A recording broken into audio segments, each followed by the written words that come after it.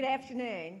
Thank you all for being here in North Carolina today. It wasn't planned, it wasn't my intention, but they'd already picked the site before I became chair. This is a world-class museum of natural sciences right here in the capital of North Carolina. I think it's a great location for our discussion today, given the museum's focus on advancing science in an innovative world. For those who don't know me and all of you out there in technology land doing this live stream, I'm Bev Perdue. I have the honor of being chair of the National Assessment Governing Board, and I also have the honor of serving this great state as the first woman governor of North Carolina. This has been my home for almost all my life, so I have seen it really change and grow with all of the technology now around us. As you likely know, the governing board works with the National Center of Educational Statistics to produce NAEP, the National Assessment of Education Progress. And we call it, in political circles, the nation's report card. And you really look forward to those scores when they're released, providing data that informs decisions for every state in the country about how to improve the educational systems. We're here today to release and to discuss the results of this 2018 National Assessment of Educational Progress in Technology and Engineering, which is a relatively new part of the assessment process. It's really important. A lot of you know why, but let me reiterate it. We're at a crucial time in the transformation and rebranding of our educational system across America. We have a duty to ensure that our nation's educational assessments reflect the knowledge and the skills that are necessary to pave the road for real kids, our students' success as citizens and workers in the 21st century. Technology and engineering skills are absolutely essential to those students as they continue their education. So it's exciting to be here in the Capitol for this important event, not because we all love Raleigh, but because this area has become one of the most important places in the world for technology and engineering companies and startups. It's vibrant startup scene. Some of our staff found themselves downtown last night. I think they might have had dinner there. And I asked them if there were a lot of people out, and they were blown away at the number of folks on the streets in Raleigh. So it is really a 21st century town, a robust community of companies, educators, incubators, advisors, and talent. Our K through 12 schools, we believe, are leading the way in teaching kids when they're young how to enjoy as well as produce in these skill sets. And some of those kids in schools will be featured in today's program. I'm really pleased that Mark Johnson, who is State Superintendent of Public Instruction, slipped away from a state board meeting to come over here. And I'm equally pleased that my friend Alan Duncan is here too. He's the vice co-chair of the state board, and for you both to come is really important, so thank you. This afternoon, the plan is simple. We're going to provide opportunities after you hear the data for questions from our live audience and from those of you who are out there in Etherland. During the Q&A period, if you're in this room, just raise your hand and there'll be a roving microphone going around. Click the button on the page, though, if you're out at home or in the office or wherever you might be watching it via the computer, and submit your question. We'll have someone here to ask it for you. And remember, this is a Q and an A. The Q stands for question, and without the questions, we are dead cold in the water. So help us by participating. We'll continue the conversation after we finish around 4 o'clock with a reception to which you're all invited on the 4th floor. Also, for those in the room, will you please silence your cell phones if you haven't done that already. Don't hesitate to use them, though, with the hashtag TELR release. That's so you can tweet about what you're doing today. To get us started, let's watch a video. The video takes us to McClintock Middle School in Charlotte, We're going to hear from teachers and students about what being literate in technology and engineering literacy really means. After the video, Lynne Woodworth, who is the commissioner of the National Center for Educational Statistics, will introduce another North Carolinian, Peggy Carr, the Associate Commissioner of Assessment Division at the National Center for Educational Statistics. They make up the test. It doesn't do any good to be nice to her because of the test. Just be nice to her because she's a bright, wonderful woman and a North Carolinian. They will present the 2018 TEL results. Thank you.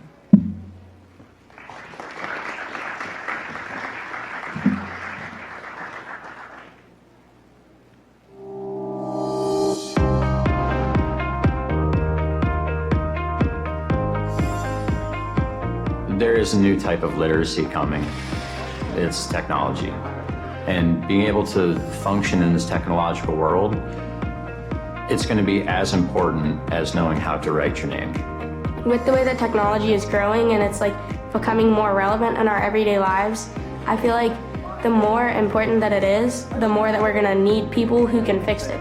I can't think of a job nowadays that technology is not a part of it.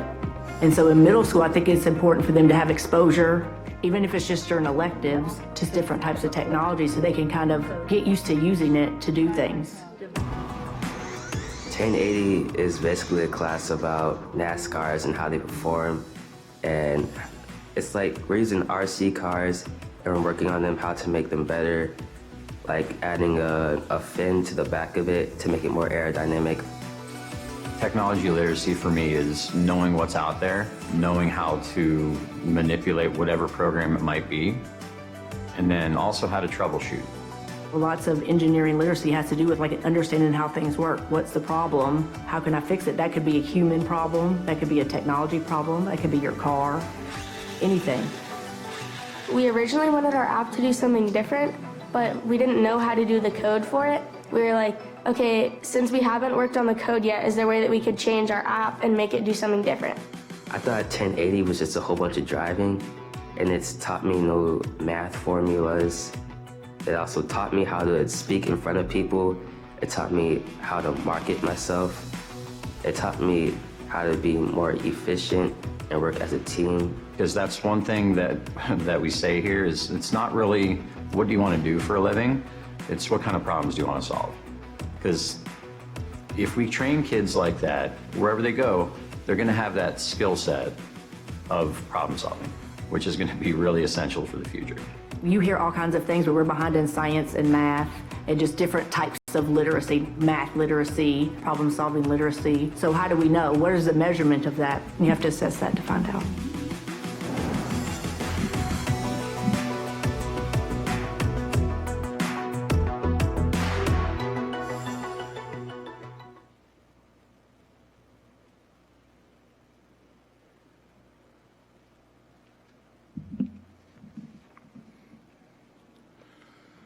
Good afternoon. I'm Lynne Woodworth, the Commissioner for the National Center of Education Statistics, known as NCES. It's a privilege to be with you here today to release the results from the NAEP assessment in technology, engineering, and literacy, known as TEL. As the Education Statistics Center for the U.S. government, NCS is the nation's source on data in education in America. You may not know NCS by name, but you certainly are familiar with our work. In addition to producing large reports on the state of education, like the annual report to Congress, the condition of education, a report on the indicators of progress in the United States, and the compendium, the digest of education statistics, we produce many focused reports, such as reports on high school and college enrollment, dropout and graduation rates, reports on school crime and safety, and collect and produce longitudinal data sets that are used by researchers to show how students learn and develop through schooling, from preschool all the way through post-secondary training. We have also developed several online tools, including our very popular College Navigator website. It's one which helps students and parents look at different characteristics of colleges to find the ones right for them. We also have a website called Build-A-Graph, which is used by classrooms all across the country to learn how to do mathematics and graphing. NAEP is one of the largest and most important programs at NCES, and it's central to our congressional mandate to measure education progress. NCS is very proud to be responsible for administering and designing the assessments, and for reporting the results to the American public. We are particularly proud of how NCS and NAEP in particular have pioneered many assessment innovations that have improved our understanding of what our students know and can do. Based on the experience gained from NAEP, NCS has led collaboration around the world, and we've worked with different organizations to develop the Trends in International Math and Science Study, the Programs of International Student Assessment, and other international assessments that allow countries to benchmark their progress against each other. It is particularly appropriate that the new TEL results would be released this year. It was 50 years ago to exactly, nearly to the day, that the first NAEP assessment was given, and it was what we called an assessment moonshot. In many ways, NAEP was the very first large-scale assessment of what American students know and can do. And NAEP TEL assessment continues in the NCS tradition of groundbreaking assessment work. A little later, you'll have the opportunity to see some of the 8th graders demonstrate some of the state-of-the-art tasks from the assessment. But now it is my pleasure to introduce Dr. Peggy Carr, who will be presenting the full results from the assessment. Peggy is the Associate Commissioner for Assessment at NCES, a role she has held for nearly 2 decades. She's responsible for NCS's portfolio of national and international large-scale assessments, including the NAEP, the Program for International Student Assessment, Trends in International Mathematics and Science Study, Progress in the International Reading and Literacy Study, and the Program for International Assessments of Adult Competencies. She is also notably, as mentioned before, a native North Carolinian, so we are welcoming her home. Thank you very much, and now Dr. Peggy Carr.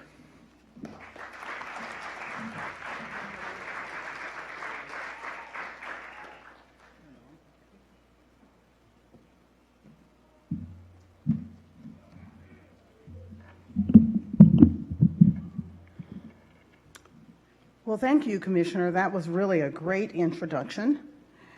I'm actually very excited to be here in Raleigh today at this Museum of Natural Sciences to release the results of the National Assessment of Educational Progress, Technology and Engineering Literacy. We also call it TEL. When I was driving down yesterday, I thought to myself, this is perhaps no other place better than North Carolina to release these results, because as you all know, we really are first in flight. As the Commissioner pointed out, though, I am a North Carolinian, so maybe I'm just a little biased. But I would imagine that we've all had similar moments when we've reflected upon the various roles of technology and how it has affected our lives. Flight, electricity, even something like antibiotics. The smartphones that we all carry around every day in our pockets, which are now millions of times more powerful than the computers NASA used to put humanity on the moon. In the same year, I might note, as the first NAEP assessment. Technology drives society. Even in our walk to the office, the cars, the stoplights, even the cell phones, yes, those cell phones in our hands every day and in our pockets, illustrate how pervasive technology has become. It shapes how we communicate, travel, learn, meet needs, fulfill desires, and provide services, and yes, build economies. As society grows, technology becomes the root of critical challenges that we must solve. How do we rebuild after natural disasters? We need architects and engineers and city planners working and communicating together.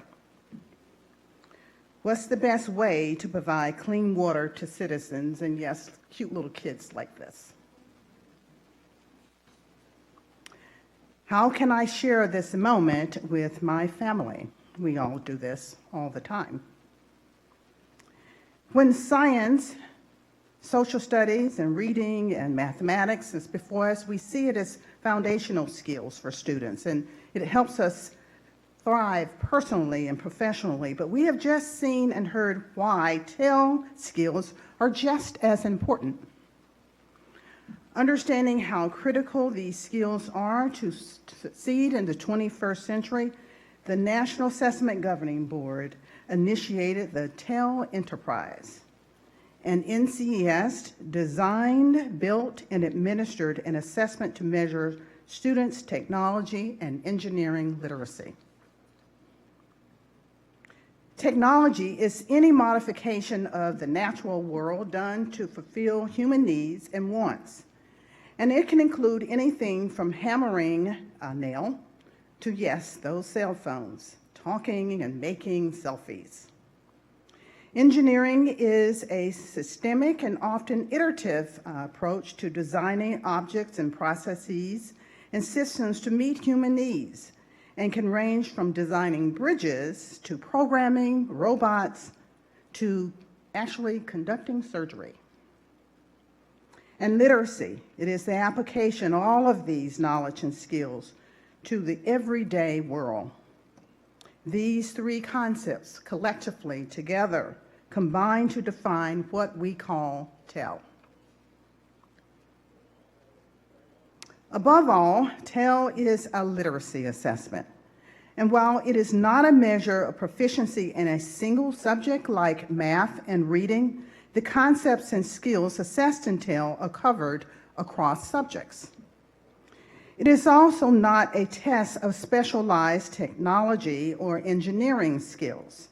This assessment comes from practical everyday life, and students must use their technological skills and communication skills to troubleshoot problems and understand how systems interact and think critically about, as well as explain, the consequences of their decisions and their actions. As I have mentioned, TEL is cross-curricular. Students learn about technology as they interact with it inside and outside of the classroom. So let's briefly discuss the framework on which the TEL assessment was built. The framework identifies the understanding and application of technology principles that are important to all students. And it establishes 3 content areas and 3 practices as the underpinning of TEL. So let's focus first on the content areas. Technology and society deals with the effects that technology has on society and environment, as well as the ethical questions that are raised by these effects. Congress has asked many times, how can we solve problems? And so this Chicago task that you see here is a good example of one of those problems.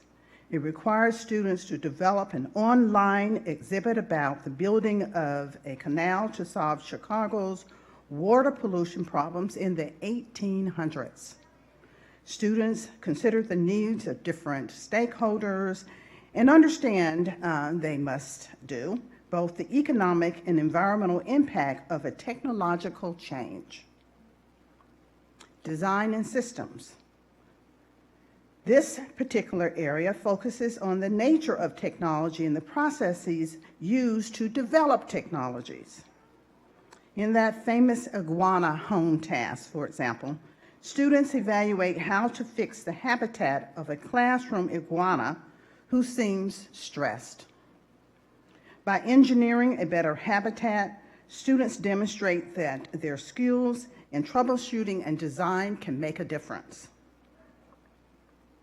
And information and communication technology, the third, covers software and systems used for accessing and creating and communicating information.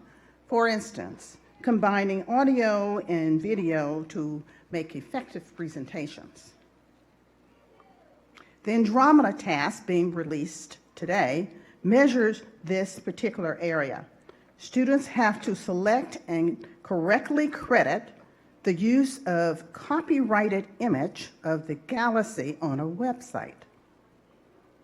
TEL also has 3 practices which thread throughout all 3 of these content areas. They measure ways of thinking and reasoning about approaching a problem. They include understanding technological principles, developing solutions and achieving goals, and communicating and collaborating. Now let's move on to the results for the 2018 assessment. From January through March 2018, 15,000 eighth grade students in about 600 public and private schools across the nation took this incredible assessment. TEL is scored on a 300-point scale with higher scores indicating greater proficiency. We report average scale scores for the overall assessment and for each of the 3 content areas and each of the 3 practices. We also report these scores for selected student groups. Additionally, NAEP reports results for achievement levels developed by the National Assessment Governing Board. They set standards for what students should know and be able to do.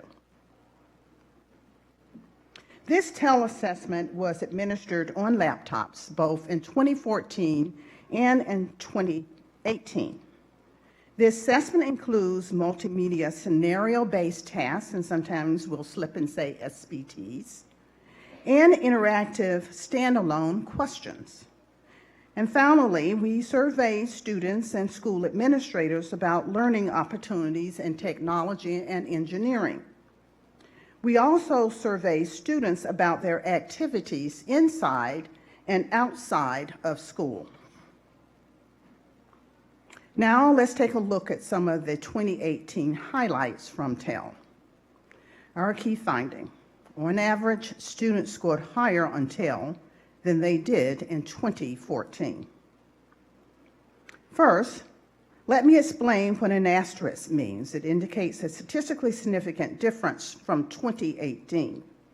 Here you see the average overall TEL scores for 8th graders was 152 in 2018 compared to 150 in 2014. The 152 is just below the NAEP proficiency cut point of 158. This is where a student demonstrates solid mastery over challenging subject matter. In this case, TEL subject matter.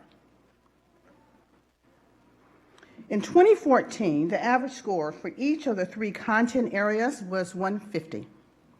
Consistent with the overall TEL increase, 8th grade students scored higher in all 3 TEL content areas in 2018. For technology and society, which is shown here in dark blue, the average score increased by 2 points. And scores for design and systems in orange, and for information and communication technology in green, each increased by 3 points. Our students scored higher in all 3 TEL practices as well. Average scores for the practices increased by 2 points for understanding technological principles and developing solutions and achieving goals, and by 3 points for communicating and collaborating. Now let's dig a little further into the results for our student groups. Several student groups scored higher in TEL overall.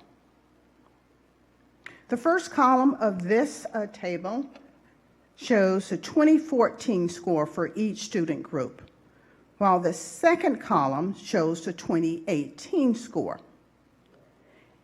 And the score changes between the 2 years are in the third, in the middle column.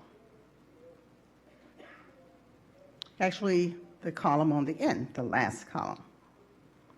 The blue circle demonstrates significant score increases, while the gray diamond indicates no significant difference in average scores.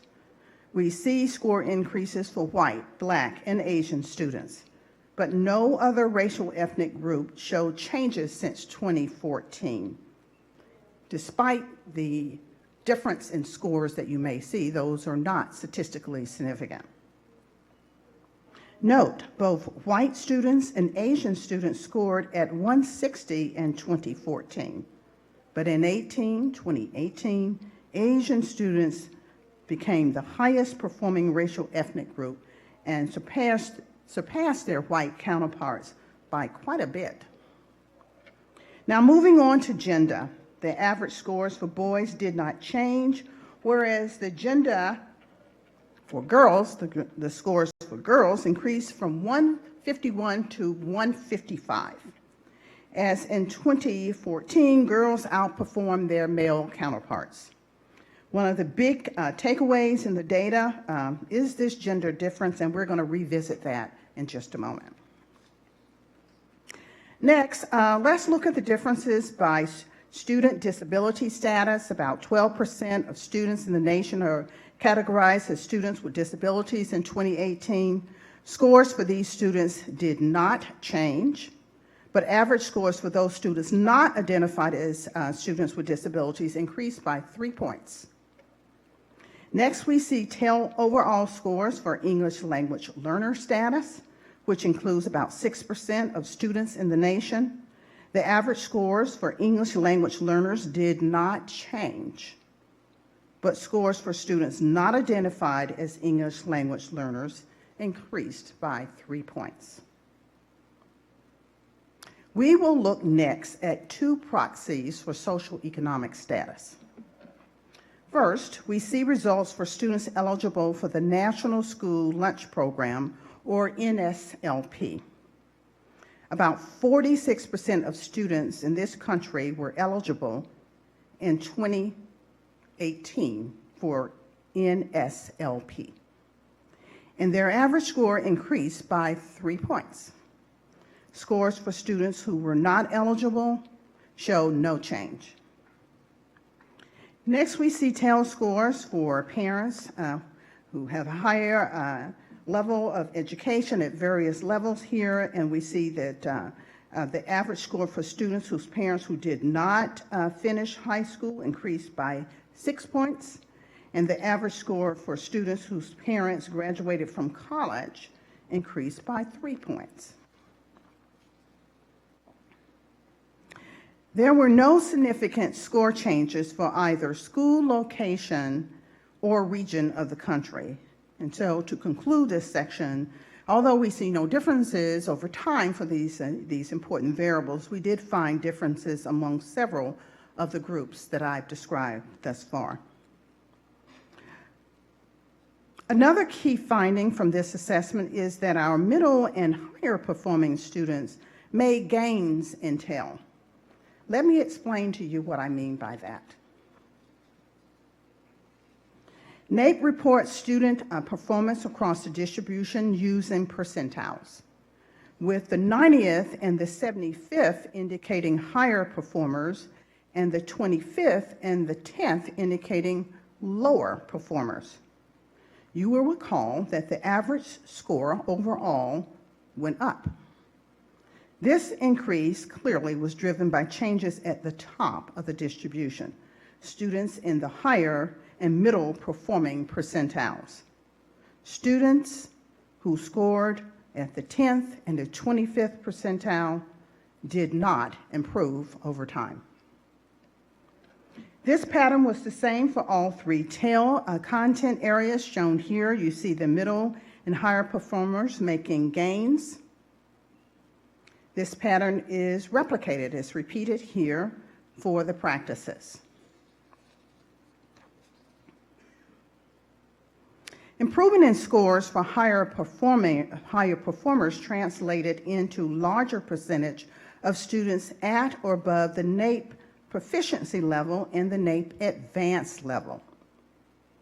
There was a significant change for students at the proficient level of 3 points and 1 percentage points for advanced, but nothing for students at the NAEP basic.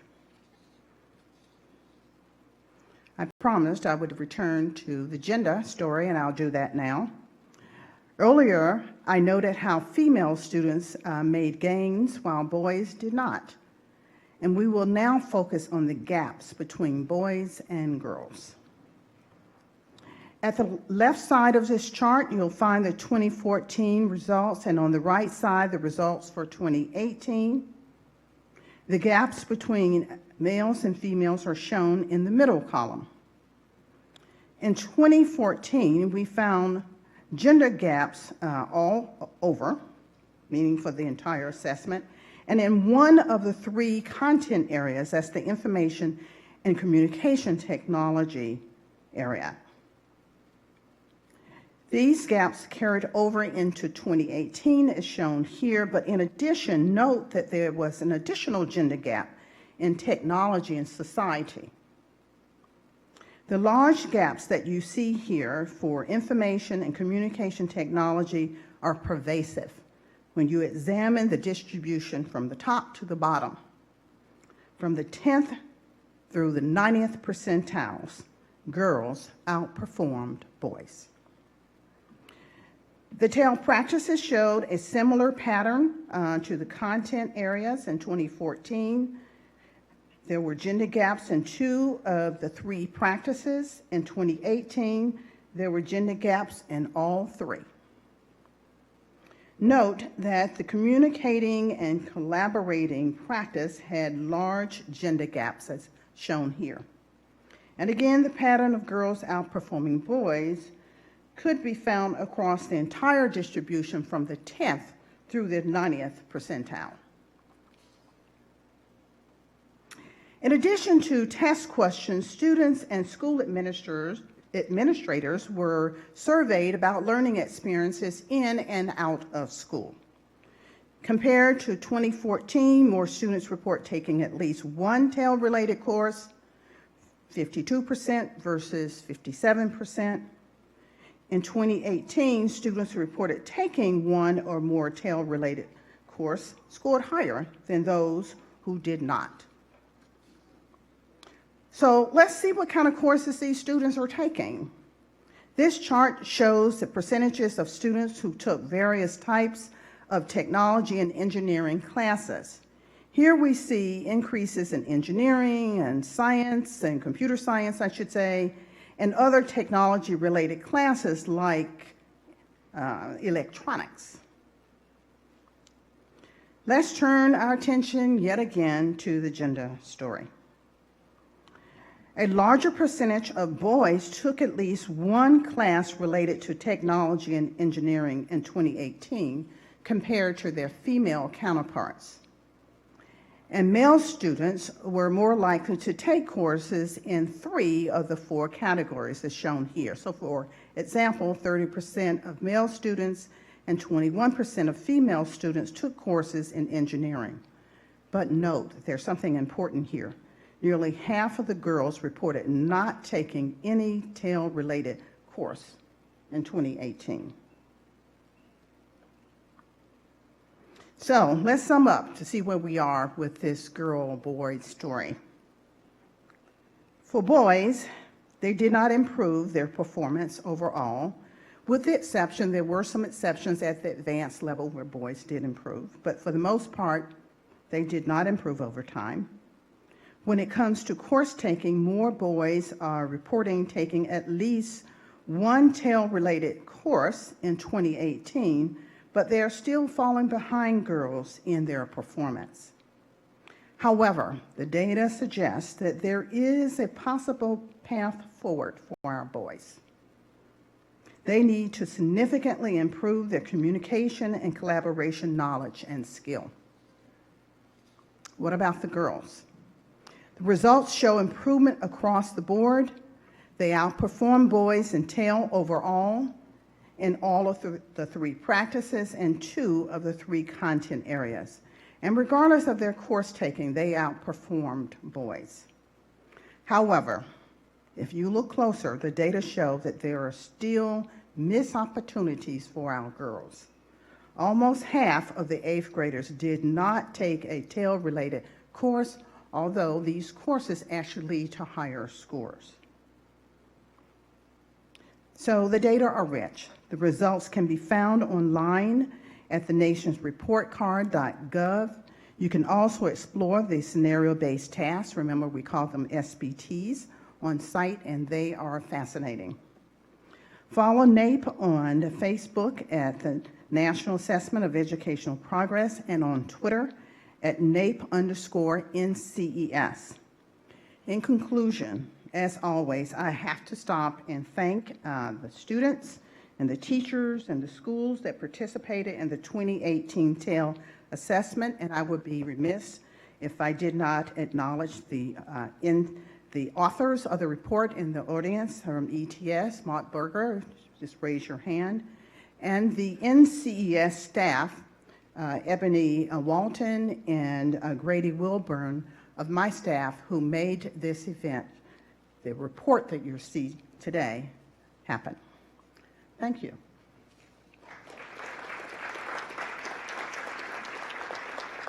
So now I think my sign says Q&A. And remember what the governor said.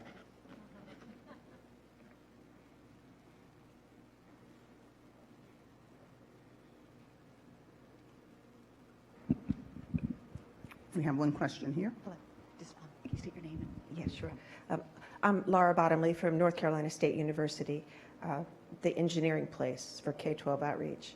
Oh, Are the results going to be broken down by state, or is that too granular? well, we didn't do state assessment. I can tell you the governing board is looking very hard at adding a state assessment for TAIL in the future. But right now, this is just the national results. We have region of the country. But in the future, I would say stay tuned. I have a question here in the back. Oh, there, one, too. Hi, I'm Sarah Hannawald from the One-to-One Institute. And was the gender breakdown, when you looked at boys who took classes and girls who took classes, did the gender breakdowns hold true? Or what happened with boys who did take classes and girls who didn't? Yeah, good question. So I'll say this because I think you understand this vernacular. There was a main effect for girls, regardless of what happened. Girls did better than boys, regardless of whether they took courses or didn't take courses. Girls improved when they took these types of courses, but so did boys. But generally speaking, girls just trumped everywhere. That's the answer to your question, I think. Good afternoon. Jason Painter, Director of the Science House at NC State University. I'm also interested in the gender breakdown question, but you said that collaboration and communication is what boys needed to improve their test scores, and that came from the data. Yeah. Could you talk more about why improvement of communication and collaboration will help improve test scores for boys in TAIL? About a third of the assessment, how we score the assessment, was in these particular areas of collaborating and communicating, both in the area of the content and the practices. So it's an important part of how we put together a total score. Boys did not do well in any of these areas where we're talking about the content or how you apply reasoning and thinking and solving problems. And when we look at the entire distribution for these two areas, both the content and the practices, it is pervasive, as I indicated before. Girls, whether you're talking those at the 10th percentile or at the 90th percentile in this communication and collaborating domain, scored higher than boys. So we can just get them to improve in this area. They're going to do better on this assessment.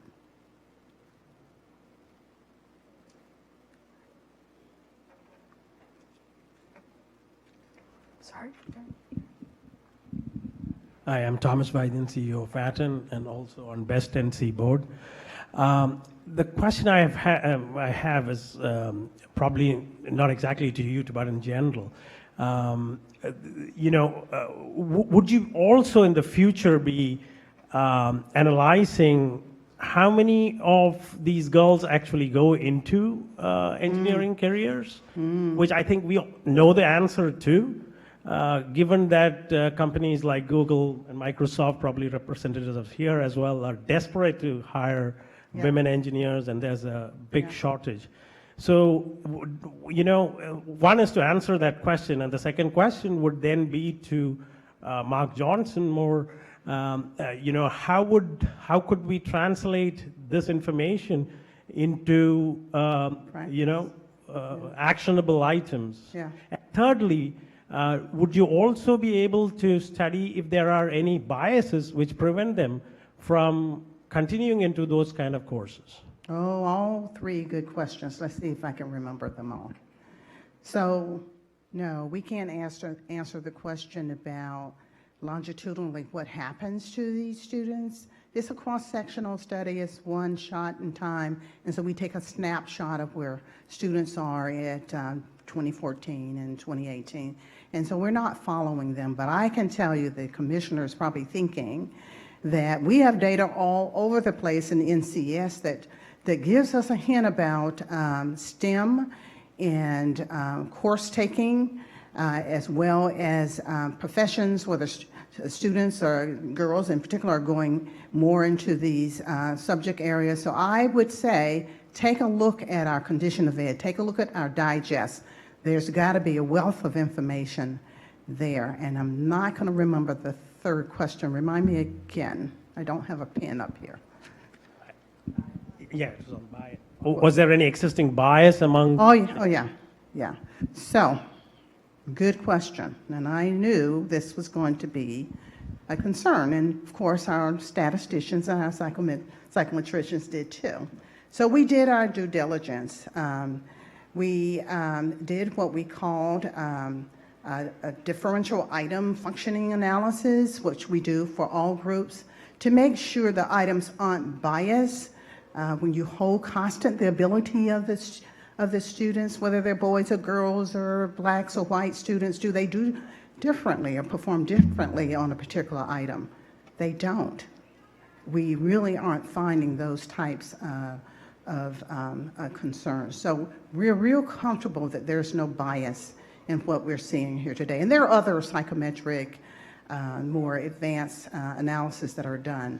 But we go through a lot of pain to make sure that there's no bias in these assessment items.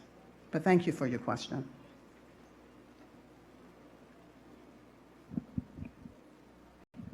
Frank McKay with RTI International. I was curious about the significant drop in scores for Native Americans and Alaska Natives.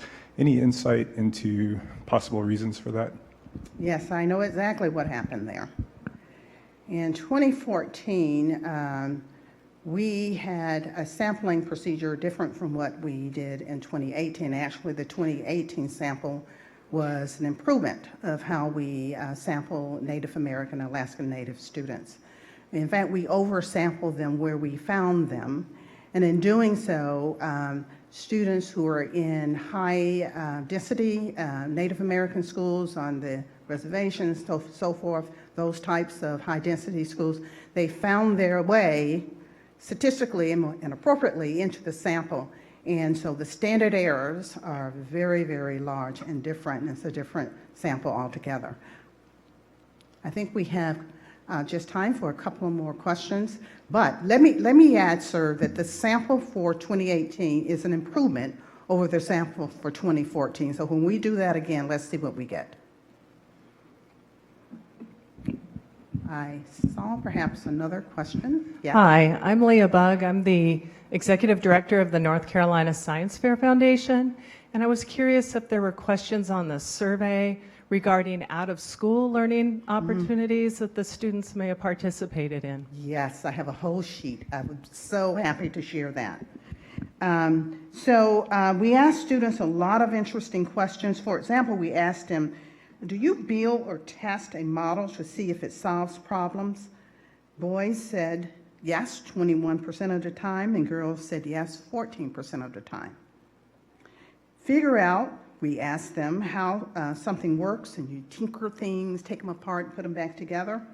Boys said, yes, I do that 40% of the time, and girls said yes 32% of the time. And lastly, again, do you build models and test them and that sort of thing? Boys 35% and girls 23%. So let me tell you what this means in terms of the findings that we're seeing. When students do these things, they do better on this assessment than if they don't do these things. That's true of boys and girls, but girls aren't doing it as much. That's that missed opportunity point that I talked about later. So the young man in the back who asked about how do we apply this is what you need to sort of think about, these missed opportunities for our girls. Thank you for that question. I have a 2-minute sign, so that means I could answer one more rich question for you.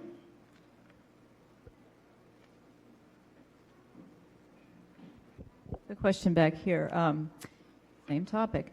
Why do you think there's a gender gap in Tell in favor of girls when it's the reverse in math and science at grade 8 on NAEP?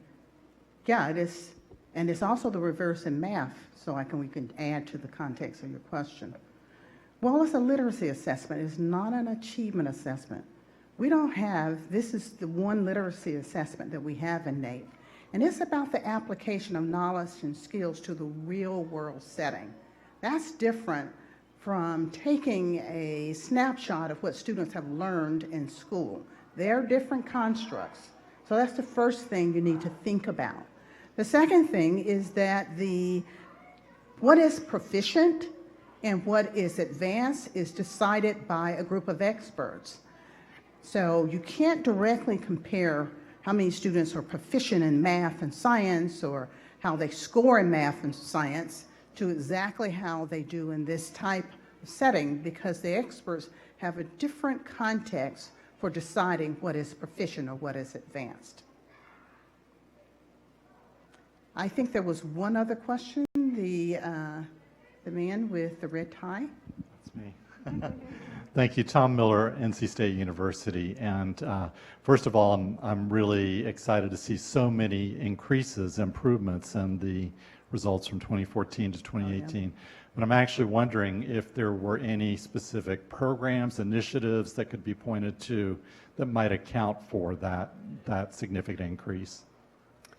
You know, I don't know that, but I do know that I got a call from the governor of, I want to say it was Minnesota, who wanted to use this as a way to evaluate a program they had going on up there. So there's probably a lot of data that we are not privy to in terms of applied application in the states. I just simply don't have it here. We should probably ask the Council of Great City Schools and others who track and survey these data by the states to see what we can find. But it's a good question. I think that's it. I enjoyed my time here in the museum. It is absolutely beautiful, and I could look over there and see the beautiful fish as I gave my talk today. Thank you for having me.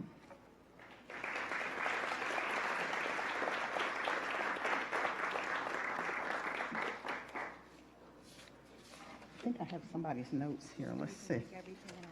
Okay. All right.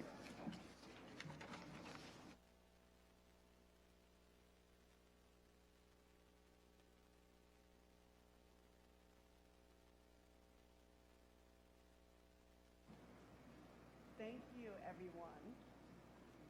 I know, I can tell the microphone is not on.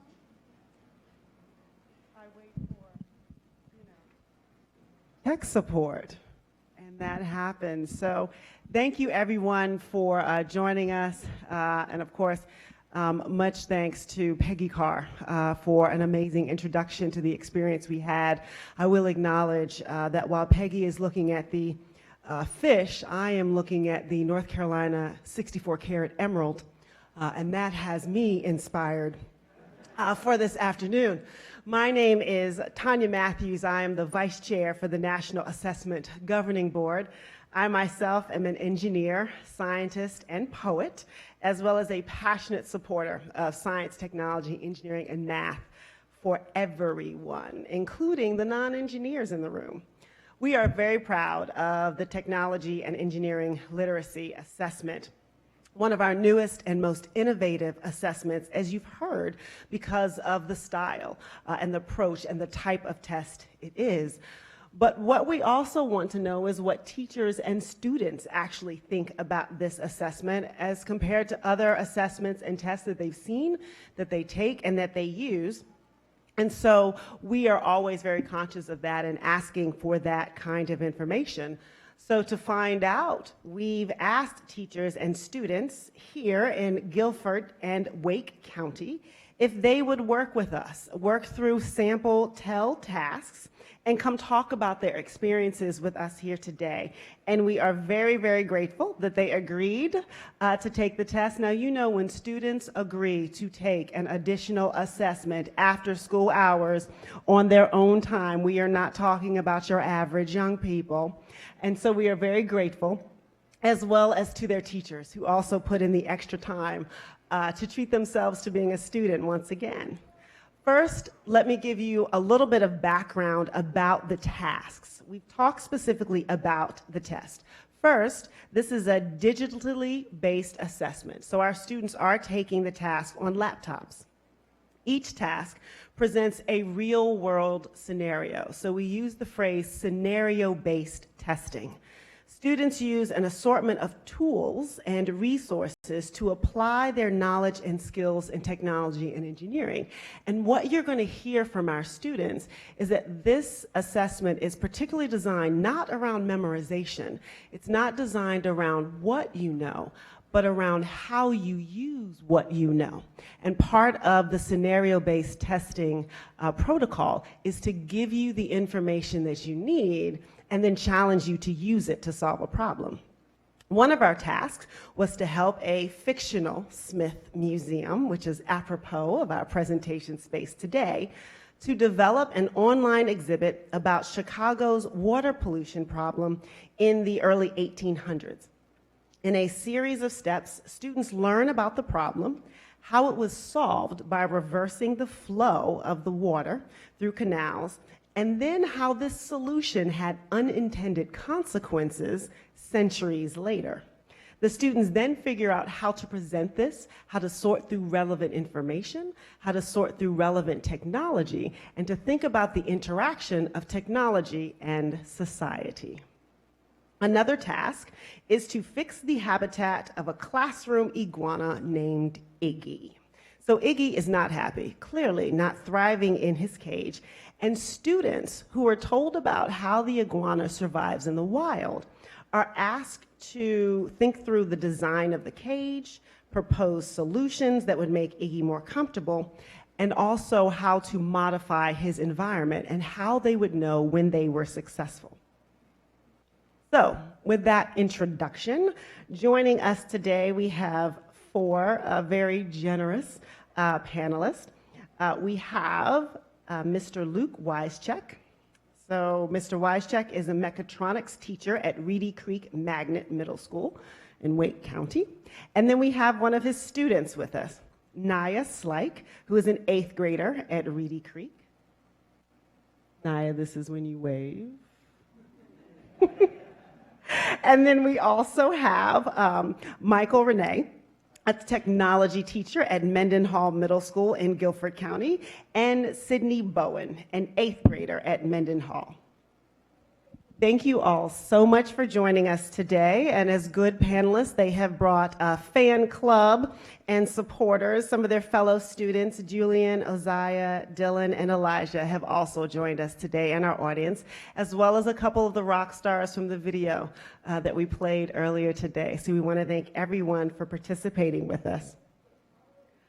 So I'm going to start off with Sydney. Are you ready, Sydney?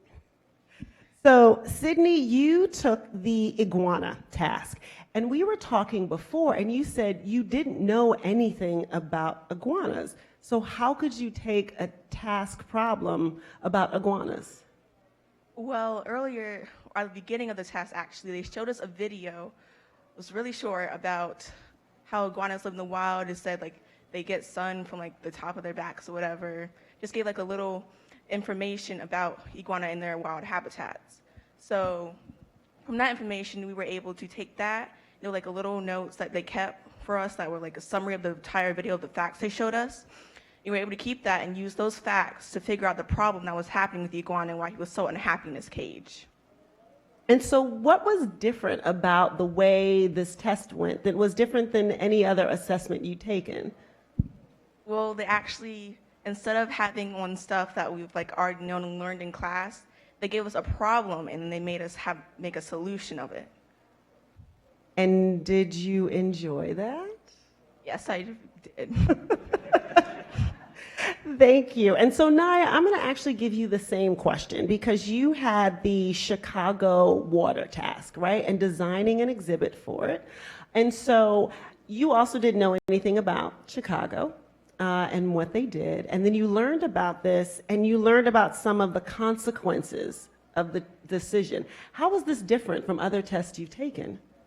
It was different because like it showed us how it gave us like a little paragraph with a question, so we could read that and answer the question, and it had audio and video, so it was a lot more interactive, which actually I prefer when it's more interactive instead of me just sitting there reading it by myself.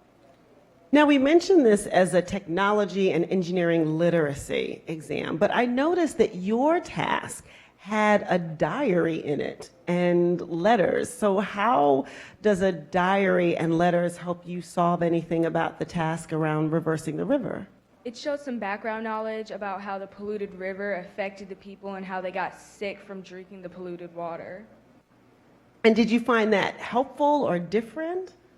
I found it helpful because like it showed background knowledge and stuff, so like you got a better understanding of how polluted and how deadly basically the water was. Now, sort of kind of in a truth-telling kind of question to both of you. You both noted that the test was more interactive, had audio and video. Does that make a difference? Do you think that if a test is more interactive, you're engaging with the test in a different way? Yeah, I think it does because instead of it kind of being there, and it's kind of like whenever like I take like a standardized test like the EOG or the benchmarks that we have to take, like it was like a little bit more interesting, and I was able to like keep up because sometimes like I'll space out during the test and like I'm like bored and then I'll rush to the test. But during that test, it was actually kind of interesting because I was also learning new things while doing the test. And so that kept me interactive and active during it. What about you, Naya? It kept me interested, like Sydney said, but like when I'm taking like the EOG, I'll blank out during the question and I'll forget what I read, so I'll have to go back and reread it. But instead of having to go back and reread it, it had the paragraph right above the question, so it was easier to just read it. So part of it was the interaction that kept you engaged and focused, and part of it was also the way it was organized, where the information you needed was right there for you. So now I'm going to switch over to both of my educators. And so you, of course, also got to take the task. And of course, you've been talking to your students about it. So Mr. Renee, I'm going to start with you. What are your overall reactions to the TEL as an assessment? How is it different than the things we're normally using in our classes these days? Sure. I think the biggest thing that I saw that was really interesting from the student perspective is we did very little prep for this intentionally. And so I had the computer set up, and when they walked around the screen, they couldn't see the screens when I was setting up. And once I got them set up and they sat down and saw what they had to do, I could just see you saw their pictures, their eyes were like, they thought they were going to be taking a multiple choice, fill in A, B, C, or D. And so I think for some of them, they were actually a little like, whoa, this is not what I'm used to. So that was very right there. And I'll be honest, I kind of knew that was going to happen, but it was great to be validated to see that they were excited about, okay, now again, like you said, they came after school to take a test, right? But they were genuinely interested in like, oh, this is not an assessment like I'm used to. And so that right there is getting us halfway there where there's some buy-in. Now, clearly, if you did that over and over and over, you might lose some of that enthusiasm. But that was the thing that stood out to me the most. Additionally, just how performance-based it was. So many of our assessments, even in tech ed, are simple recall, simple standardized tests where they just have to recall a definition and regurgitate it. And obviously, as an educator, I want to try to move away from that as much as I can, as much as I'm allowed to. And so this type of assessment is where I would like to see my students at as well. Thank you. Mr. Wyschek, what about your reactions and thoughts? Yeah, I would echo a lot of what he said, and I feel a lot of the same sentiment about how it went. A lot of the conversations that we have when we're developing curriculum and we're working with business partners and trying to give our students some real-world experience in how things work. I I feel like this performance task kind of embodies that in a way, where they have to get information from multiple sources, they have to interpret it, they have to put it together, solve a problem. That's how the real world works. That's how people that work in any business work. That's how they work together with a team. It's not reading a big long paragraph and seeing, can you spit out everything that you just read? It's being able to solve a problem with multiple pieces. And I would say our students as well said, oh, this was a test. They're like, I'd rather take 5 hours of this than the 2 hours we spend on the reading EOG. They're like, that's the worst. This is actually interesting. Even they said how it looked. Just aesthetically, it was easier to look at. There was a little more pleasant. It's not just black and white. So yeah, I would share a lot of the same sentiments as well. Now, in your early feedback, both of you mentioned critical thinking and using data, and we have employers and workforce development folks that are in the room with us, and we talk about that a lot. And I'm picking up from also talking with you, you are training and doing some of that in your classroom, and also in some of the clubs and activities that our students are participating in, but we struggle to figure out how to assess that, right, in a meaningful way that gives teachers feedback. Did you think this kind of scenario-based approach is useful in giving you that kind of information in terms of thinking through how to evaluate your students' critical thinking skills? I think it does. All right, one more time.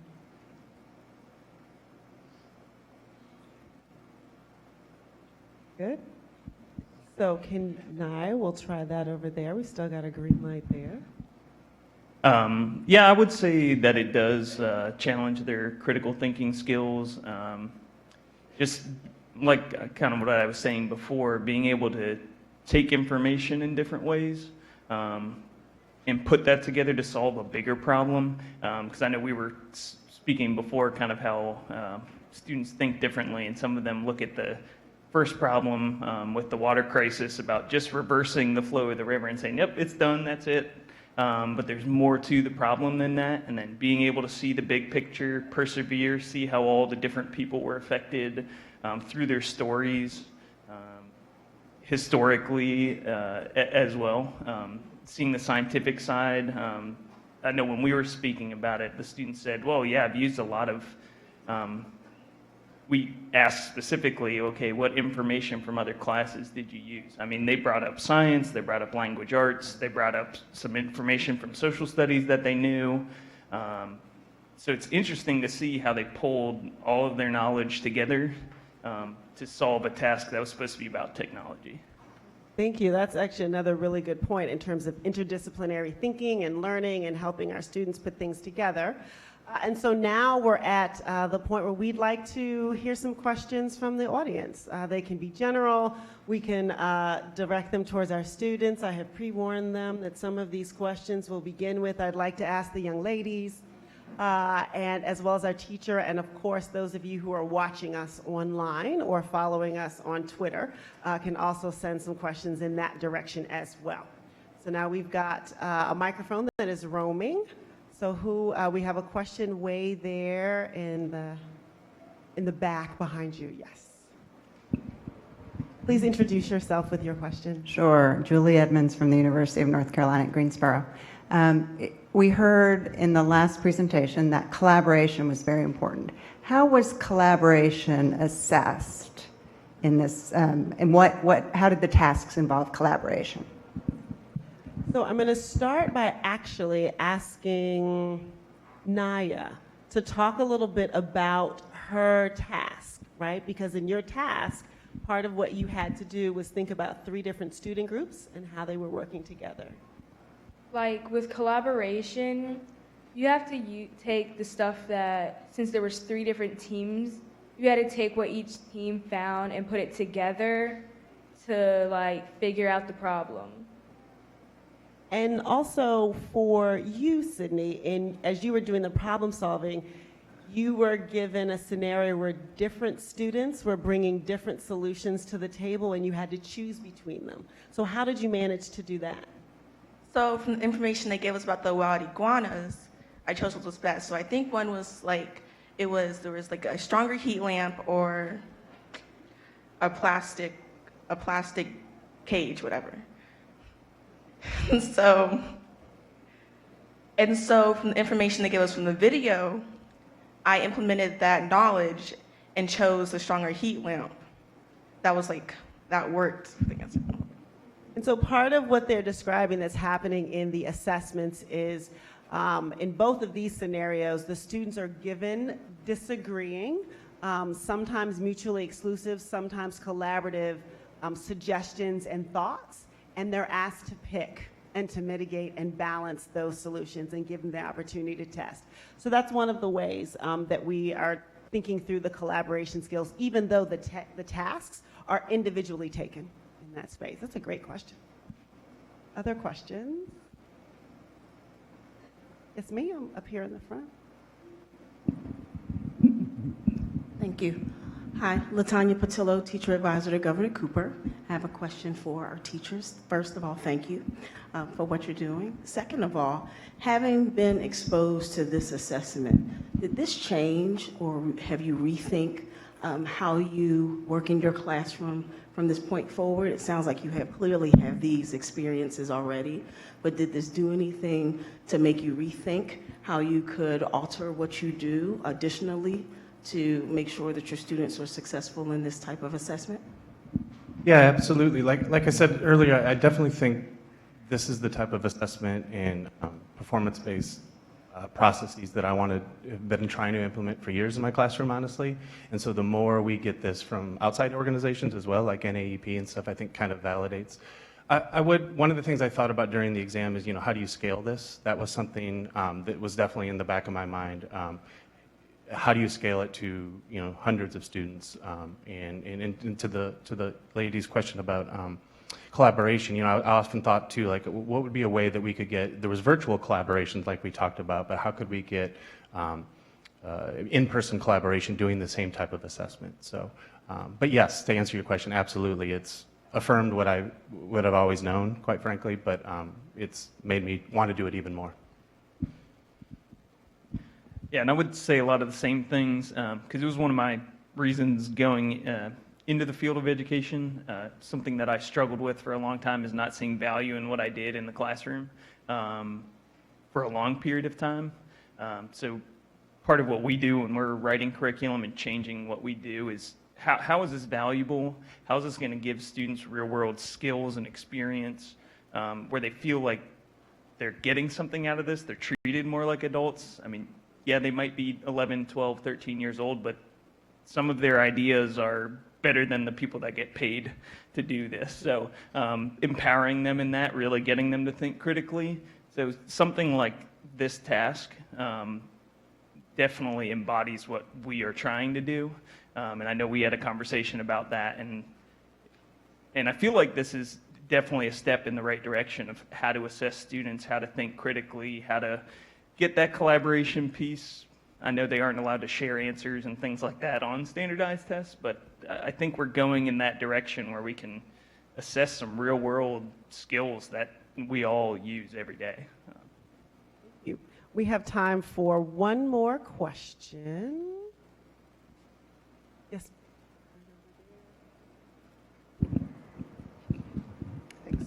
Hi, I'm Carrie Brown Parker from NC State University, and I had a question for the students.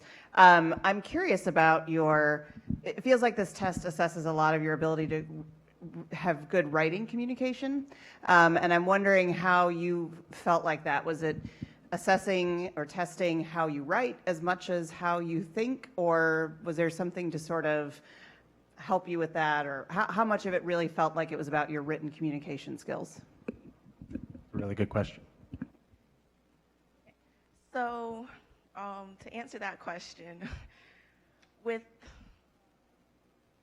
so basically, like after when we finished the test, they actually had like a little place under where it told us like the actual answer to the question that we took and like how they would like us to write that format, like what would have been like partially answered, partially given like credit to, full credit, and wouldn't have getting credit at all. was actually like looking at the written questions that we had to take. And so you did have to have some writing skills, like not to say like, to actually state the question in your answer. Like, I don't know like a good example of this, but like to say like the question, like the right way like to say it, because like it did say like partially correct would be like saying like okay and like blah blah blah this. Like you would have to say, well, like the question, like the answer might be because blah blah blah, and then be like, yeah, or whatever. So,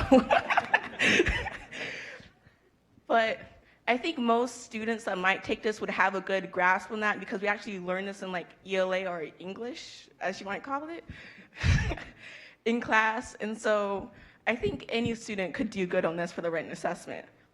I don't know if the punctuation was actually credited in it or not, because the punctuation might be something you might need to work on.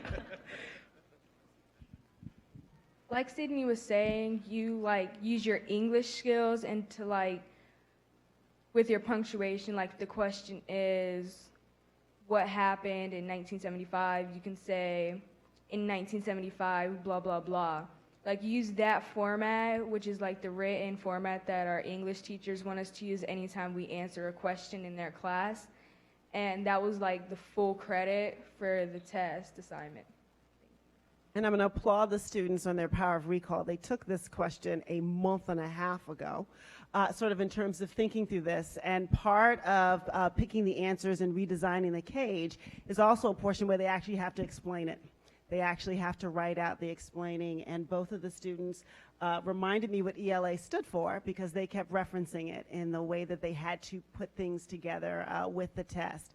And so I want to thank our teachers and our students for sharing their time with us and for the bravery in getting up here with us. And so, you know, as we think about this exam and the implications of it, technology and engineering literacy is about how we use technology and engineering and evaluate it and understand it. It's not tech for tech's sake, it's tech for humanity's sake. And clearly, the young people and the teachers that we're looking at today are how that kind of society starts. And I think thinking through how to resource our teachers to assess in this way and to have a national assessment that is just as good at measuring content as it is at measuring how our students and young people are using that content is critical as we think about our future and theirs as well. So thank you for sitting through this segment, and thank you for our students and our teachers.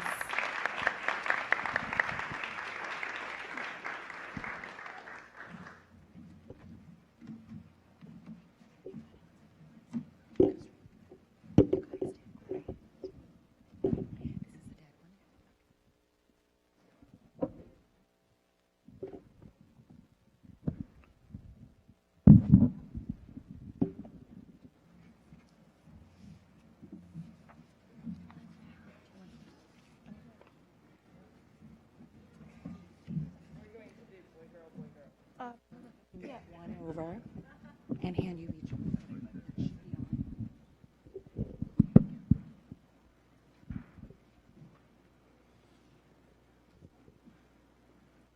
What a fantastic panel. I'd like to take another minute to give a big round of applause to the students and teachers who gave up an afternoon after school to complete the TEL tasks. After all, without students and teachers, our purpose would be meaningless. I'm Linda Rosen, the business representative on the National Assessment Governing Board. Yes, I have a business background, largely focused on STEM learning, but I started my career as a high school math teacher, and you really can never take the teacher out of the classroom. It does my heart really wonderful feelings to be here for today's incredible news. We are discussing results that make us proud of ourselves and particularly of the young people and the teachers who gave those results in the TEL changes between 2014 and 2018. And as your closing panel, your wonderful closing panel, we've assembled a wonderful group of people from a variety of backgrounds who will share their reactions to the 2018 TEL results, what they mean, and what we can do next to continue to produce a nation of problem solvers. Here with me today is Dr. Corey Bennett, the Director of Robotics Outreach at North Carolina A&T State University, Katrinka McCallum, Vice President of Products and Technologies Operations at Red Hat, a multinational software company headquartered right here in Raleigh, and Javed Siddiqui, the President and CEO of the Hunt Institute, a K-12 education policy organization founded by North Carolina Governor Jim Hunt. Also in your materials, you'll see the bio for Sandra Kaufman, the Deputy Director of Earth Sciences at NASA. She's on the agenda, but as living proof of the fact that females rock in technology and engineering. She could not be with us today at the last moment because she was called to Cape Canaveral to oversee a rocket launch. So she sends her apologies, but she hopes you understand. There is more information about each panelist in your packet.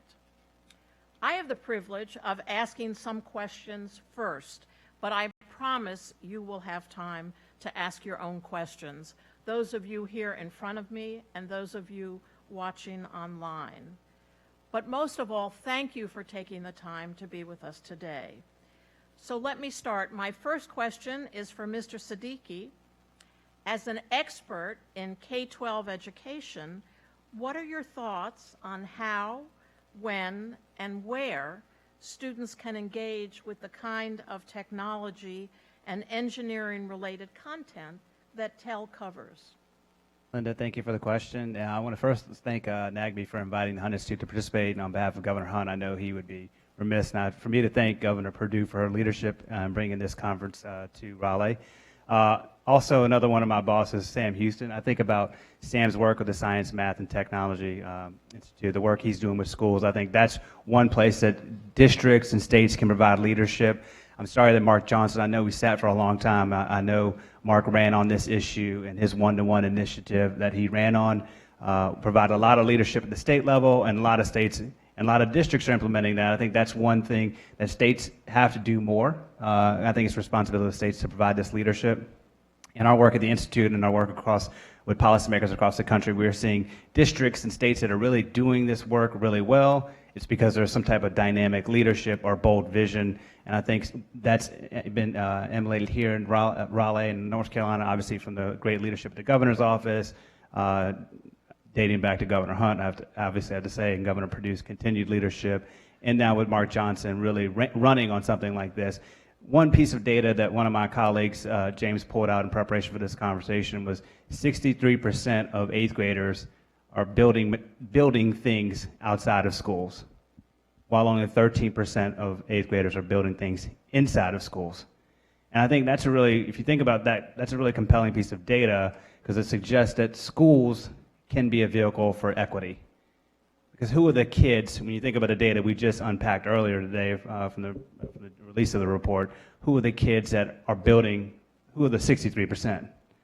They're not the kids probably coming from low-income families, coming from students of families of color. So I think we're schools' responsibility, and I think that's kind of what Mark was getting to in his initiative, this one-to-one, providing the leadership so schools and districts can provide these resources so that kids can be thinking about it. I'm really fascinated having a daughter and a son about the gender issue. And now I have my daughter's a sophomore, and she came home, she's a fairly accomplished athlete, great student, but she came home at the end of last year because her chemistry teacher stopped her and said, hey, I really think you should consider AP chemistry next year. And that was the first time I remember my daughter really being moved, like a teacher believed in her. And so we're seeing signs of that, and I'm excited about 10 years from now what this data will look like for boys and girls. I think boys, we have a problem, and we need to start stepping up our own game. Thank you for the question, Linda. Well, let me follow up, Javed. There's a nationwide concern about a shortage of teachers who can teach STEM. And so we're wondering what you hear from state policymakers here in North Carolina about this particular issue. Well, about a year ago, there was a teacher strike here in Raleigh, and because we work across the country, we saw this strike happening. And I actually happened to be in Oklahoma and happened to be in Arizona when those strikes were happening. West Virginia was a big one. I was not there, so I realized it was not me bringing the strikes to town. But it's a big issue around teacher pay. It's a big issue about professionalism, really professionalizing the profession. And now, so those are big drivers. But if you say, I really want to be a teacher and I can reconcile the pay, when you get in there and you think about the course of study, fewer and fewer of those folks that filter through, I'm okay with the pay, I'm okay with the way maybe society looks at me. How many of those people will go into science and mathematics? Because they realize that if you're going into science and mathematics as a course of study, your earning potential is different if you pursue a graduate degree, you go into healthcare, you go into engineering. So I think what we have to do, again, comes back to state leadership. We have to look at licensure. Should there be some changes in the licensure requirements about what are the types of things science and math and technology teachers are having to consider in these courses of study? I think specifically as it relates to engineering, I think we have to rethink the way districts, or states and now districts, think about sort of standards and curriculum. How do we embed some of these standards, these engineering standards in our social studies and our science and our math curriculum? Because if we don't design it on scale, we won't have the impact we're looking for. And I think those are a few strategies that districts and states can consider. Thank you so much. Dr. Bennett, as you know, not all learning occurs between 8 a.m. and 3 p.m. You spend a lot of time with students preparing them for robotics competitions. What have you learned from this experience and how to help students succeed not only in competitions, but in a project that requires engineering and problem solving? So as a little background, I'm going to first say that North Carolina A&T received its classification as a community engagement university.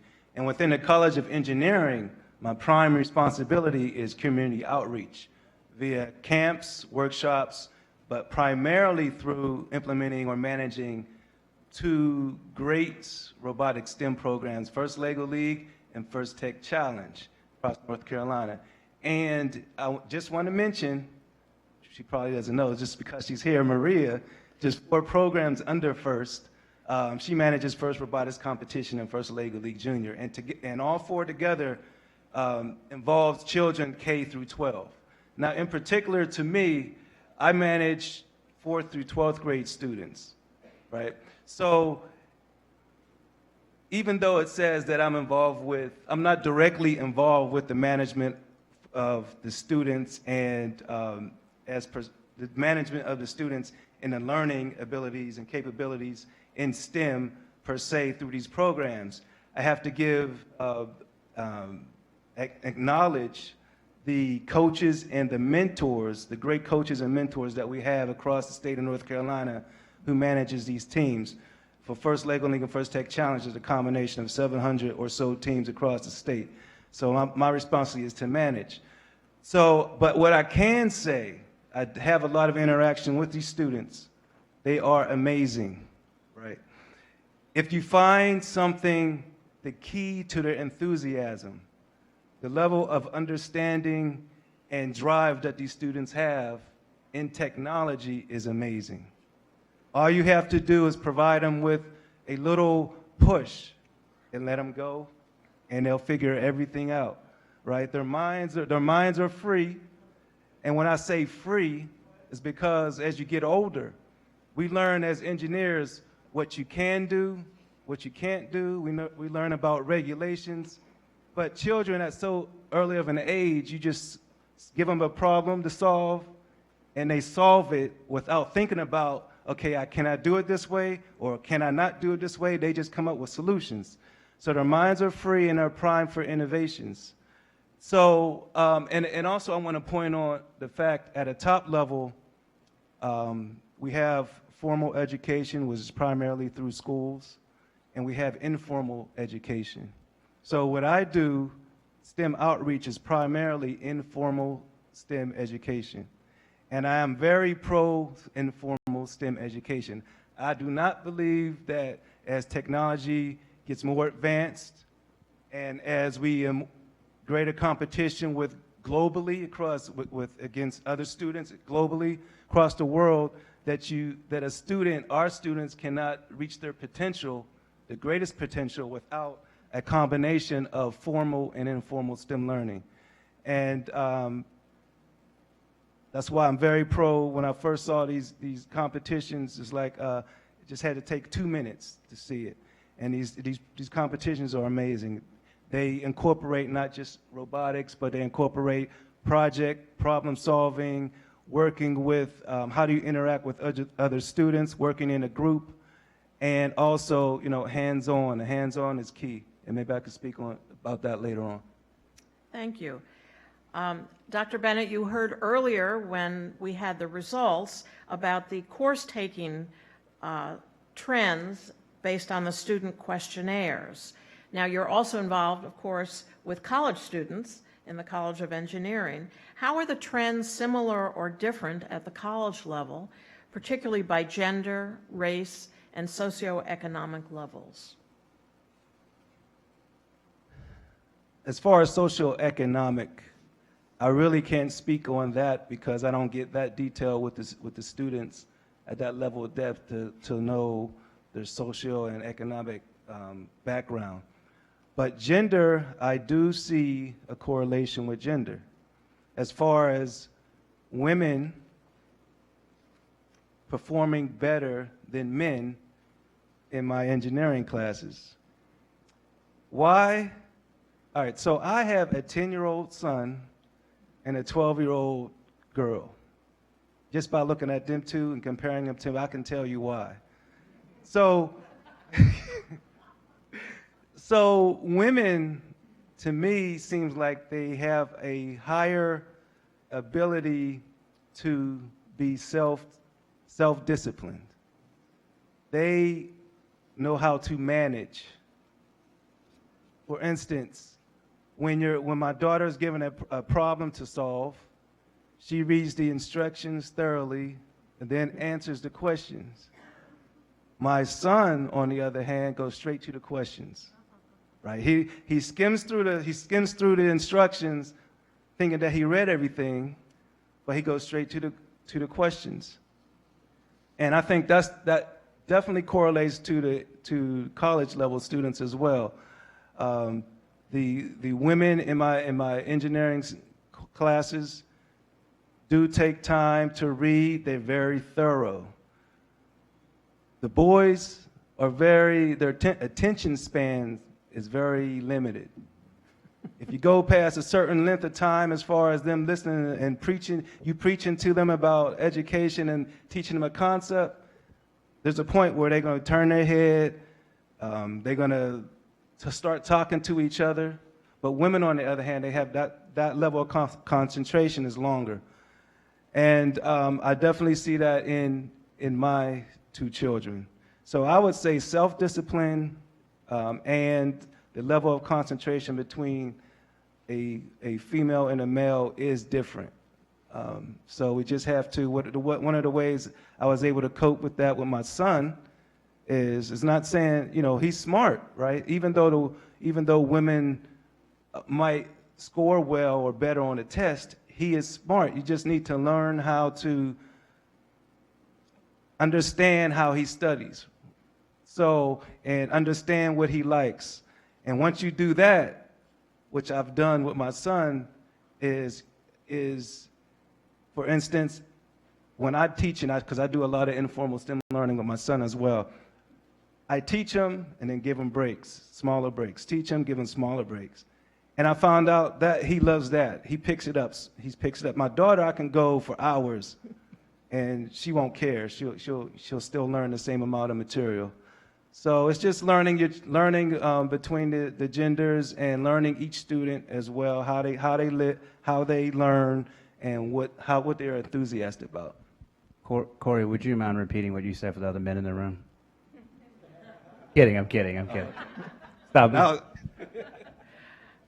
Ms. McCallum, how do the practices that TEL assesses, such as developing solutions and communicating and collaborating, following up on the observation we just heard, square with the qualities that Red Hat seeks in its employees?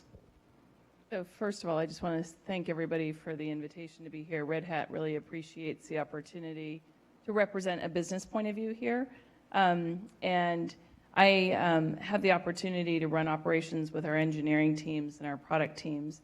And my specific responsibility is actually help make sure that we get our products out the door and we risk manage the product releases themselves, among many other hats that I wear. And at Red Hat, you learn to wear lots of hats. As a company, we develop software in the open source community. And one of the things that would naturally lead you to believe is that we are very collaborative in the community. And as we take and work with our members in the community in an engineering way, it is very participative. It's often done, though, through sort of online communications. It's very written, it's very email, it's very computer-centric. It's not as verbal, it's not as interactive face-to-face. As we bring the community innovations into Red Hat and we develop those into solutions that we then use our quality testing and we certify those solutions to actually run on vendors' hardware or with software vendor applications. As we start to do that process, there's a lot of Red Hat people that become part of the process. And in that kind of a scenario, as we build and harden the solutions that we're bringing to market, I have an echo, we actually do need to communicate a lot better. And we actually do spend a lot of time looking at everything from where our people are located and are they in similar time zones so that they can actually have communication face-to-face. In my 12 years at Red Hat, we have changed dramatically the development methodology from a classic waterfall development where there was a lot more handoff and a longer duration from the inception of a plan to the product, to much more agile development where it's much more iterative and we're developing and we're communicating together the plan and we run 2 to 3 week sprints and we run releases on a 3-month cycle. And it's requiring a lot more of our teams to be together, aligned together. They don't physically have to be together, but that's awesome when they are. But they do need to communicate a lot more and collaborate a lot more in that regard to bring products to the market. So the exciting results from TEL suggest that there's great hope for America in developing students who can become global leaders. But I understand that you have some significant worldwide experience. So I'm wondering what you have learned about how other countries educate their young people, and what would you like to see more of here in the U.S.? So we have a large engineering operation in Brno in the Czech Republic, and we got started there actually working with the universities. And we started to develop a relationship with the professors and the faculty, not only on teaching the sort of methods of open source and Linux and our middleware solutions, but we actually were looking for talent. We knew that we needed to grow an engineering team quickly. We wanted to bring in young talent to help us develop that, and then we have continued through the on-the-job experience developing those talented engineers into very successful professionals for us. One of the things that I've noticed with that university program is that we have interns in that program on site with us all year round. Now, not the same student. They may be there for 3 or 6 month internships and then they return to the classroom, and then they come back often for a second or a third internship as they go through their program to actually get their master's degrees. So by the time they're actually becoming employees and working with us, they've had a lot of hands-on experience in applying what they're learning. Similarly, we have a program with interns in our Israel office, in our China office, and we're actually building that here in our Boston office as well with Boston University, and that specifically is working on an open cloud initiative. It's called the Massachusetts Open Cloud Initiative, and it's a really cool way for us to participate with the university research and advanced research agendas on cloud computing and in an open and collaborative fashions. And so we do find interns that come work with us that can go back to school and apply that learning and bring further learning back into their jobs with us is a fantastic experience. Well, I have a lot more questions, but it's really your turn. So let's see what questions we might have either from those here in person or those online. If you could raise your hand and they'll bring a microphone to you.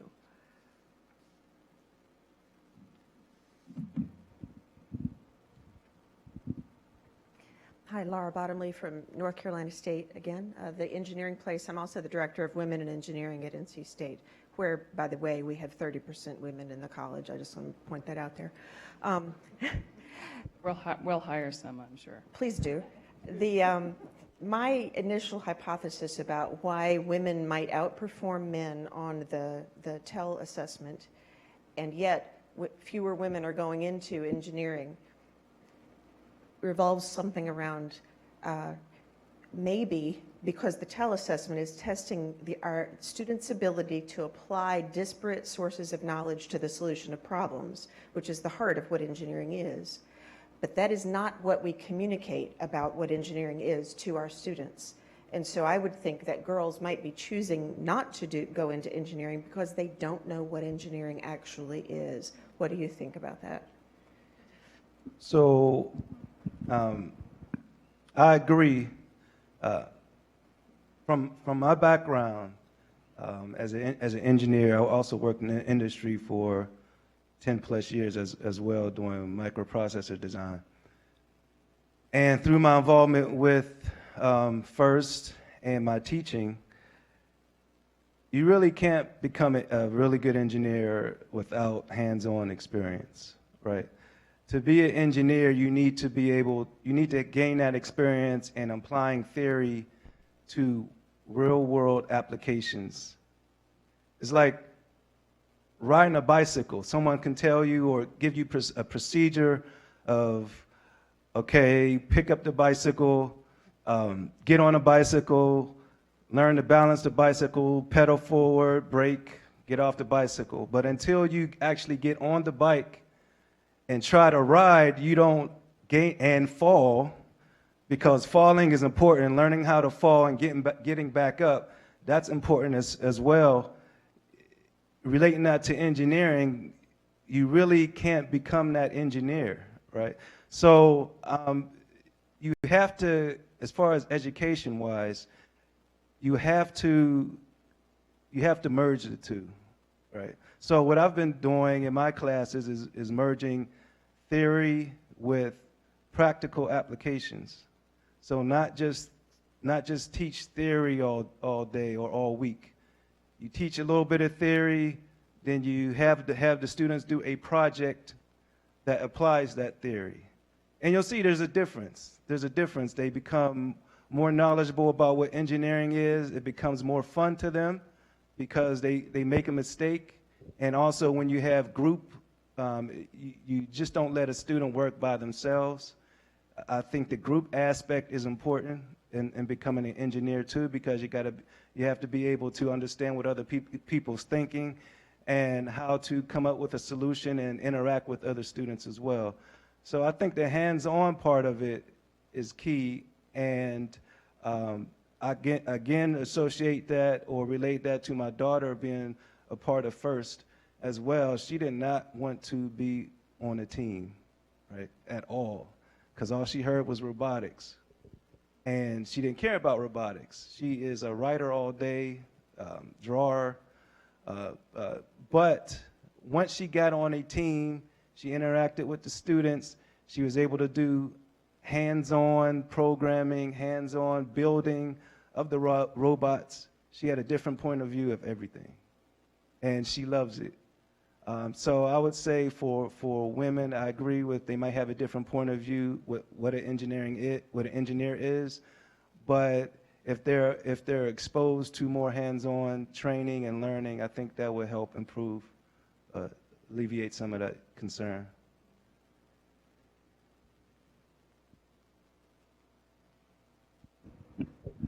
We have a live stream question, and that is, time is a major constraint on educators. How do you recommend that educators and administrators increase the in-school building of things? What can schools do? I think that's my question. It goes back to the curriculum and standards. I think revisiting the way our standards are written, what are we expecting of our young people? I'll dovetail it with the previous question, and I think about elementary. If you go into an elementary classroom, the adult is probably going to be a white female, and I think that's generally a generalization that's fair to make across the country. And they typically went into elementary education. If you actually unpack that with the teacher, I wasn't successful in math. I just referred to my daughter earlier as a really accomplished math student. She says she's not good in math. She's always made A's in math, but society has put these pressures on her. So I think if we can put specific text, experiences, lesson design in front of these students, so it actually is part of their everyday experiences. They see as a normal sense of a normal pathway into the professional world. I don't think that's the case. And so if you have a predominance of women in the workforce, education, that's what they see. Generally, they're not comfortable. If you think about the majority of the workforce, they're in elementary education. That's where the bulk of the teachers are. And then the ones in high school, only a portion of them are actually teaching science and mathematics courses. And of them, how many were the male teachers are the science and math teachers? So I think the last few years have been really fast-paced time for women in the workforce. And so women are thinking differently, and men are getting out of the way. I think they're really cool dads like myself that really want their daughter to be president of the United States. And so nothing is beyond them. And so I think we're going to see a dramatic shift. And I think this data is going to bear out in the workforce in about 10 or 15 years, where you're going to see these females really leading our organizations and our science and technology organizations. So I'm excited, but I think the sort of micro steps are getting into the actual curriculum, where states set some standards, districts build out curriculum that will tease out some of these strategies, skills, and experiences within the other content areas, not just having an engineering class. I think one of the things pointed out in the data was, and that's to this young lady's question, was boys are taking engineering classes, but the girls are, crushing them. So why is that? It's because we're not guiding young ladies into those courses.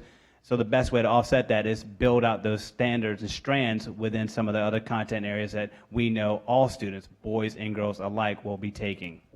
Can I add to that, though, as I agree 100% with what you've said. I think we also need to think about the stats around the boys, because the collaboration and the ability to communicate is so important in the workforce. It is so critical to come out of your programs and be able to be a participant in a team, because the reason we operate in teams is because actually you can get better results by actually having more eyes on the problem. And we want to have the diversity of thought. We want to have the different ways people approach that. So one of the differences we have is perhaps in our ability to communicate and collaborate. We should understand what's going on underneath that, and we should actually then put some programs, I think, in place to also help raise that capability in the boys in the K-12 systems. As a mom of 2 boys.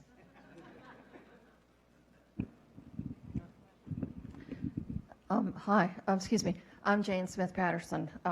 And I have a couple of things, just a quick thing and then a question.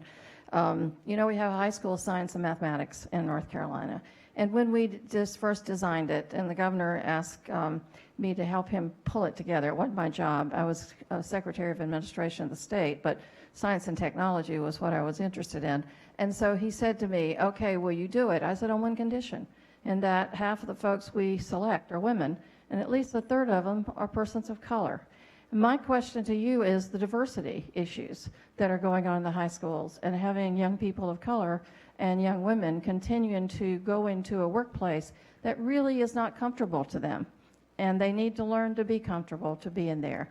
And so I'd like you to answer that, but one thing of success for North Carolina is that the astronaut who is above us today graduated from the School of Science and Math, and she also graduated from NC State University, and is there. And this past week in in Nashville at the Huntsville Space Center, we had we had 3 different awards of our folks who competed at that. One came from the School of Science and Math, one came from UNC Charlotte Engineering, and from NC State's Engineering, they won the Altitude Award for rockets and beat the Naval Academy and the University of Oregon. So back to this, what could you do about diversity actually in our, not just in our workforce? And so young people really like diversity. They don't see the differences that a lot of older people see in persons. So I just want you to answer that. I was just going to point out that we now are reporting our diversity statistics on our website, so you're welcome to go look at that. But we have about 23% of our workforce are women. We, in the technical roles, it's only 13% are women. And when we look at the University of the university programs, NC State or what have you, thank you for getting it to 30 because it's phenomenal. But when you look at open source community participation, women's rate in open source community development is actually low single digits. So we're at 13% feeling like we've made a remarkable step forward, and yet we still have such a remarkable step to go. And we need the help of the universities and of the K-12 systems to help us make sure that we're willing to hire. We need the talent. We are looking for any edge that we can get to help solve this problem, so open to creativity. And I would like to add that from my experience, it's getting a lot better. The schools, the universities that companies choose to come or participate in the career fairs, right? We need to have more companies come to HBCUs or women majority institutions and start talking to these students and understanding and gaining a feeling of comfort with these students that they could do as well as the majority students that gets hired. So, and I'm proud and happy to see every year, every semester that more and more companies are coming to North Carolina A&T, and I'm hoping that spreads. I hope it's not just North Carolina A&T, and that more companies across the globe understand that there are other students of other minorities and genders that are just as capable. And that's just one thing I wanted to add as well. I think it would be a missed opportunity to not speak to the importance of having a birth to 5 strategy. This is the achievement gap that our K-12 schools inherit when these young people come in, and it disproportionately affect families and of students of color.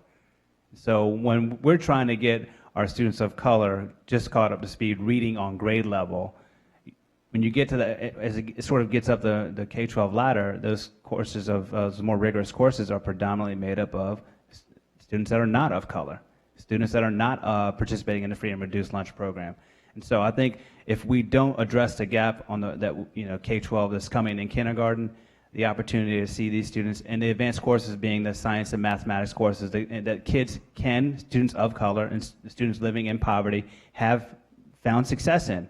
It's just on scale, it's not where it needs to be, and I think that could be a great investment of states, really. And I know, by the way, let me just say, because we're in North Carolina, the leadership here has been far, to your point, to your question, because of state-specific strategies, science and math school, obviously Governor Hunt's the pre-K initiative, Smart Start, but not every state's thinking like this, and this is a national data set, so I think it's important to think about the importance of investing in our young people early.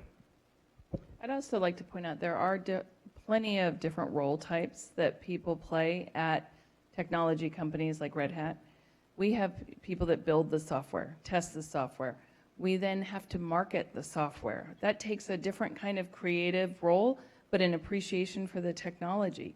It actually is a great place for us to blend in different skill sets.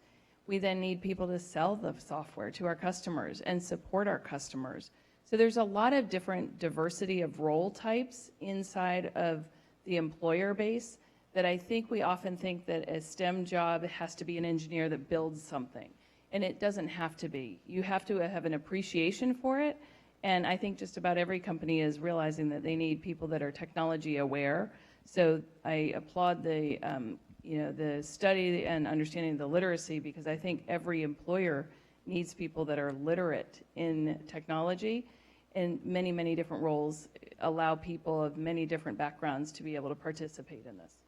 So it's really clear that TEL is for everyone, not just for some who are going in one direction or another. Please join me in thanking the panel for doing such a wonderful job representing this point of view. And I know there are probably still some questions out there. Maybe you'll be able to nail them before the whole event is over. Thank you so much.